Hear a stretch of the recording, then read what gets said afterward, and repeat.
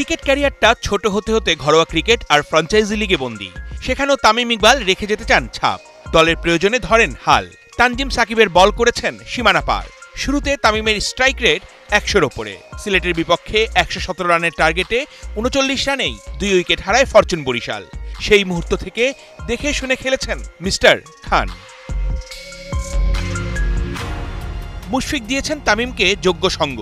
দলকে জয়ের লক্ষ্যে পৌঁছানোই ওদের দায়িত্ব। হোক না বিশ্ববাড়ি ম্যাচ, তামিম দিয়েছেন ধৈর্যের পরিচয়। দ্রুত রান তোলার ফাঁদে পা না দিয়ে খেলেছেন ধীরস্থির ক্রিকেট। অনেকে যখন ভাবতে শুরু করেছেন ৩৫ বলে ২৮ রান তামিমের নামের পাশে বেমানান, তখনই আহসানের ওভারে ব্যাক টু ব্যাক বাউন্ডারি হাঁকিয়ে দিয়েছেন নীরব জবাব। গেল আসরে বরিশালকে শিরোপা জেতানো তামিম বন্দনা তো হবেই গ্যালারিতে। প্লাকার্ড নিয়ে হাজির হয়েছেন অনেক ফ্যান। ভক্তদের কাছে তামিম ভালোবাসা, আবেগ আর আদর্শ, মাঠে কিংবা মাঠের বাইরে। মিস্টার খানকে নিয়ে যত কথাই হোক, ভক্তদের মনে তার জায়গাটা পাকাপোক্ত।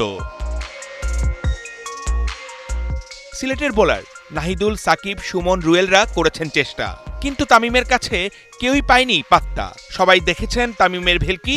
বিগ শটের পাশাপাশি সিঙ্গেলস, ডাবলসে মুশফিকের সাথে গড়েছেন দারুণ জুটি। এতেই তৈরি হয়ে গেছে বরিশালের জয়ের ভিত। শুরু থেকে শেষ তামিম ছিলেন আনবিটেন। টিকিটের পয়সা উসুল। সমর্থকরা প্রতি ম্যাচে এমন তামিমকেই তো দেখতে চায়। শেষ বলে বাউন্ডারি মেরে করেছেন 50 পার। সিলেটের বিপক্ষে বরিশালের জয়ে তামিমের ৫১ বলে ৫২ রানের অবদান। অর্ণব বাপি, ৭১।